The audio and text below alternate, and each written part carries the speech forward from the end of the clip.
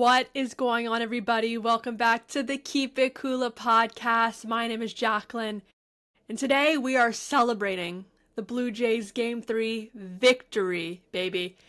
ALCS, the Jays were down 0-2 going into Game 3 in Seattle with Bieber on the mound. There were a lot of concerns going into this game, but I said in my last episode that the vibes were still high. There was still a lot of confidence. I predicted that Bieber would be good, predicted that Vladdy would hit a home run, I predicted that the whole team would contribute and do something. And looking back at that episode, I've said it before and I'll say it again, I love being right. I love being right because I was right. We got a Vladdy homer. We had everyone contributing. We had a fantastic game from Bieber, and the Blue Jays won this game. Originally, we thought it would be a low-scoring game, but it ended up being a high-scoring game from the Blue Jays, winning it 13-4. Quite the spectacle that we got to see. Quite the performance by everybody on the Blue Jays. I will get into all of the personal performances, of course, and talk about all the great stuff that we saw in this game, both offense and defense and whatever it may be. So let's just dive into it right now. All right, let's start off with Shane Bieber's performance in last night's game in the 13-4 victory. Bieber, there was a lot of concerns about him going into this game because of how he performed against the Yankees. He was the starting pitcher in the only game that the Jays lost in the ALDS, and he did not have a good game whatsoever. There was a lot of concerns. We're thinking this is the guy that we traded for. What is going on? A former Cy Young winner. So going into this game, there were concerns. Of course, as there should be. However, Bieber looked like a Cy Young winner last night. So after the first inning, though, first inning was bad. First inning, I was very nervous, allowed 2 runs in the first inning. There were, a lot of people were scared. Twitter was scared. My family and I were thinking like, uh-oh, are we going to get another game like we had in the last 2 games where Jays can't do anything and the Mariners can just score? So we were a little bit nervous. But after that first inning, Shane Bieber was freaking fantastic. Was legendary, put out some of his best stuff. Bieber was exactly what we want from a starting pitcher. Going into Seattle, we're the away team. No momentum at all. We're down 2-0 in a best of 7 series. Bieber had a lot to prove, and he proved it all. He went 6 innings, 8 strikeouts, allowed only 4 hits and 2 runs. That is exactly what I'm freaking talking about, baby. 2 runs were in the first inning. I don't even think about the first inning at all because Bieber got the job done. He could have stayed in longer, but by the time Schneider decided to take Bieber out, it was already a blowout. There was no reason to keep him in. Bieber did exactly what we needed him to do, and standing ovation. I'm sure everyone in their living rooms are giving him a nice standing ovation. Great job by Bieber, obviously, but a bigger shout out, I think, to the hitters, the batters of the Toronto Blue Jays. Everyone did something. Every single starter of this team had at least 1 hit other than Santander. A lot of home runs too. But first, let's talk about Vladdy. So Vladdy in the first series against the Yankees was spectacular, was a $500 million man, was lights out. And then in the first 2 games of this series against the Mariners was terrible. He hadn't had a hit. Like he was 0 for 7, I think, going into game 3. It was not pretty. And then last night, he made a difference. He went 4 for 4, 3 extra base hits, a home run, an RBI, and 3 runs. First 2 games, I'm looking, if you compare the first 2 games to this game, right? 0 for 7, 0, 0, 0, 0, 0, 0's on the board, and now 4 for 4, 3, right? He did everything we needed him to do. Home runs, doubles, could have got a triple, maybe, that's a whole other thing, singles. He did everything we needed him to do, and that is what I'm freaking talking about from our star player in Vladimir Guerrero Jr. He found his groove, playing better than he even did against the Yankees, right? We are seeing something that we need to see from our leader that we did not see in the first 2 games. It's him hitting the ball, and it's getting on base, and that's exactly what we saw. So, Vladdy, spectacular game. Everyone, as I said, spectacular game. Home runs for days. Obviously Vladdy. We had a Springer home run, a Barger home run. Barger's been in such a funk. He was 0 for 10, I believe, right before the at-bat. and he had a home run, which was great. Kirky with the homer. We love to see it. And Jimenez. Freaking Andres Jimenez, his first ever postseason home run. That's not the guy you put out there to hit a home run, but nope, he did. Awesome stuff. Obviously, Ernie had a great game. Obviously, Lucas I think he only had one hit, but still, that's what we need from him. It's great stuff. Everyone did something. Varsho, huge game. Great hits, great stuff. Very happy. Everyone got out of their funk, which is what we needed. That's what happens with a lot of sports, a lot of things. Where one guy is in a funk, a lot of people are in a funk too. And that's what we saw in these past 2 games, right? Couldn't score, couldn't hit, couldn't do anything. But then when one guy kind of gets it going, another guy does, everyone feeds off each other, the momentum is there, the pitching is great, everyone is doing what they need to do, and that's exactly why they won this game last night. Fantastic game. Really good watching it on TV. Mariners have a great crowd. A lot of Jays fans there, but Mariners have a great crowd. And I said in the last episode, I have no hatred towards the Mariners. I actually really like Josh Naylor and Cal Raleigh. Those guys are awesome. And Naylor seems like such a fantastic guy, born in Mississauga, Canadian boy. So there's no, it's not the same, there's no rivalry the way that we have with the Yankees. But though I don't mind the Mariners, I don't want to see them win. Obviously, I want to see the freaking Toronto Blue Jays win and go and win the World Series. But they have a great crowd, great energy, seem friendly enough to me, I believe, just based on what I'm seeing there. Everyone seems friendly, great crowd.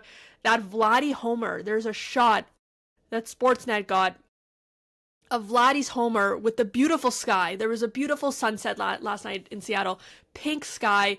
It was stunning stuff. I want that framed. I want that in the office. I want that behind me. Beautiful stuff. So a lot of cool stuff, with pitching. Obviously, we saw great stuff from Bieber. The Mariners obviously did not get their stuff that they wanted from George Kirby, who's a great pitcher. He lasted, I believe it was 4 innings and allowed 8 hits and 8 runs. So he was out of there fast. Not what you thought going into this game, especially with the way the Jays were hitting in game 1 and game 2.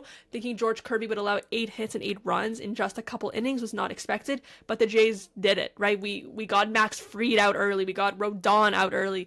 We did it with the Yankees, and we're doing it now with the Mariners. So now going back to the Jays, Bieber, fantastic. He probably could have stayed the entire game, but there was no need. It was a blowout. We then bring in Braden Fisher, who crushed it. Awesome stuff from Fisher. He has a great story. He's been such a great player on this team. Very impactful and great stuff from him. But then after Fisher, we brought in Yariel Rodriguez. And what I saw from Rodriguez was not good. There were moments this year where Rodriguez was one of the best relievers on this team, right? Everyone was talking about him. It was a great story. It was really great to see. But last night and recently as well, we have not seen good stuff from Yariel Rodriguez. And when Yariel came in, he allowed 2 hits and 2 runs. And it got us a little bit nervous. It got the Jays fans a little bit nervous. And both of those hits and runs were home runs, right? So it definitely got people a little bit nervous seeing Yariel. Obviously, he was able to finish out the inning. We have to take him out right away. But definitely nerves there. And I don't know what they're going to do with Yariel moving forward, if it's the right move to go with him. Obviously, it was a blowout, so it changes things a little bit, whether you can keep him in or not. In a crunch time, 1-run game, I don't think I want to see Yariel out there again. I do like him, and I do think he has the stuff, but something's going on with him. He's in a bit of a funk, I think, and I don't really want to see him out on the mound again this series.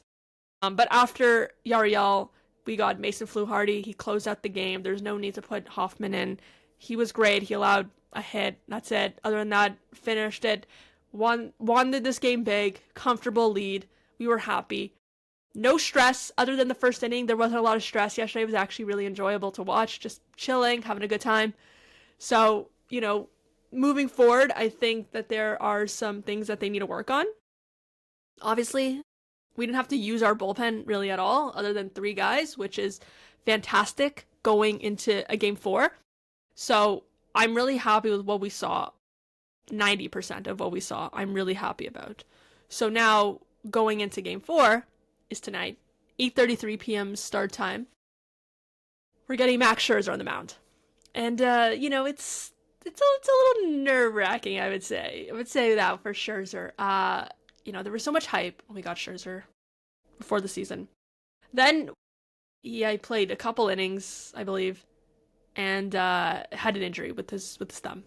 And we didn't see him for a while.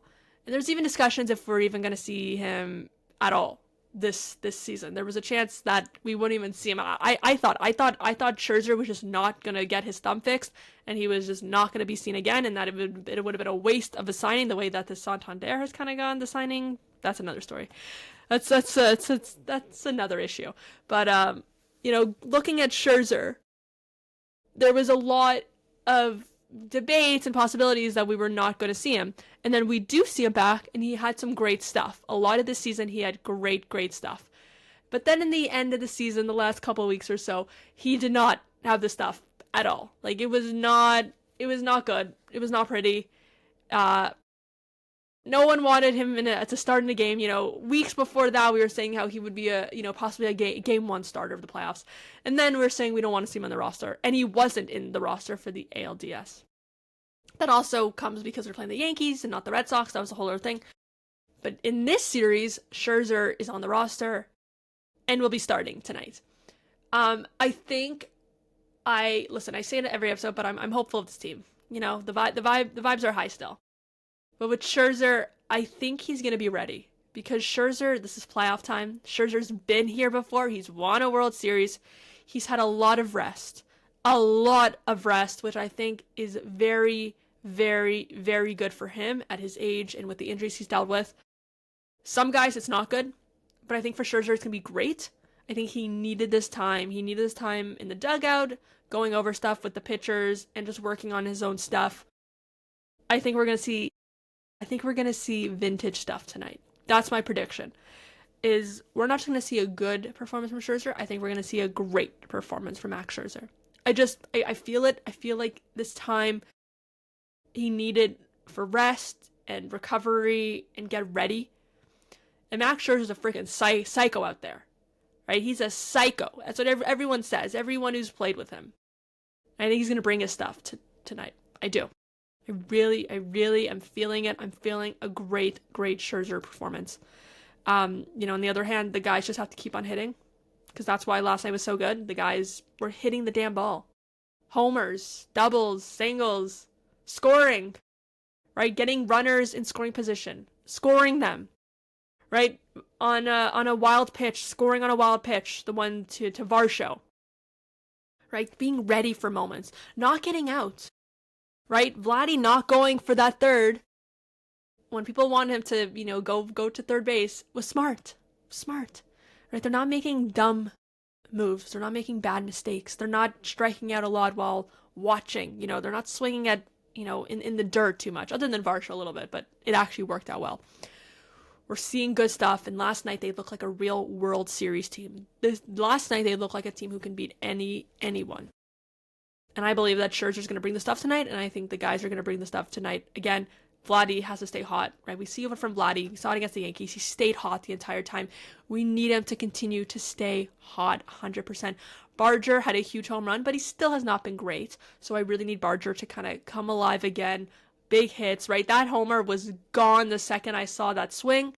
We need to see big moments again. We need to see everyone doing something once again. I'm confident. My score prediction,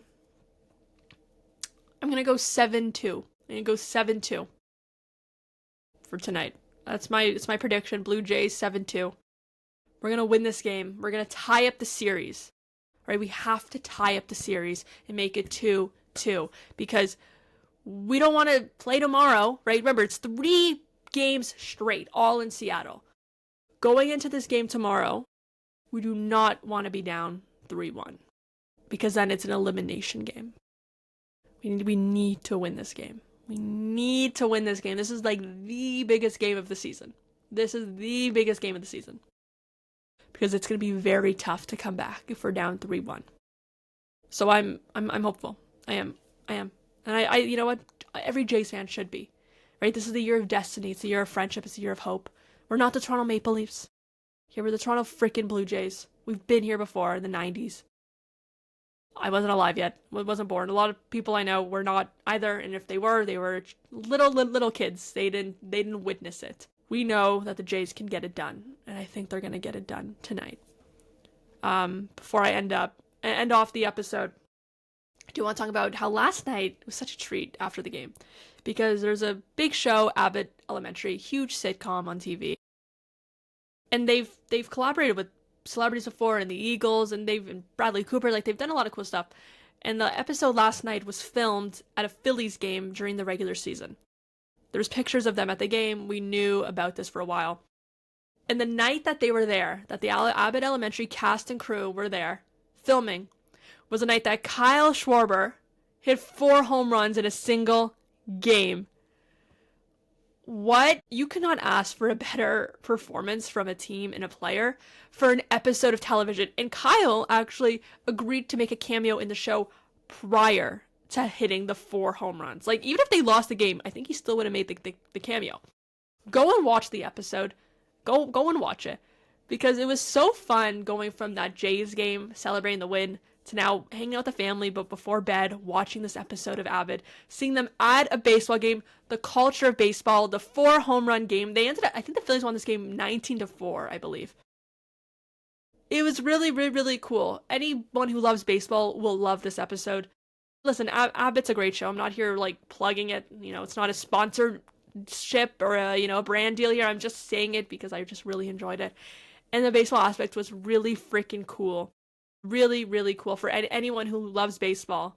It was really cool, and it hits close to home, an episode like that. So awesome stuff. Listen, the Phillies, they're not a threat to us right now either. They're out of it. So go watch it and enjoy it. But yeah, I think that's going to do it on today's episode. Thank you all for watching. I'm excited for the game. Also repping a little Blue Jays classic crew neck. I love this crew. It's very, very cool. It has the 90s. I can't even see it. Let me see. Can you see it? Yeah. See? The 90s. The World Series. Vintage. It's vintage because I'm hoping that the Jays can, obviously win the World Series this year. But that wouldn't be vintage yet, I guess so. But anyways, that is going to do it on today's episode. Thank you all so much for watching. Go Jays go. Big game tonight. See you for my Game 4 recap very, very soon. And make sure to subscribe to the channel, please. Give this episode a like. And thank you all for watching. Bye-bye.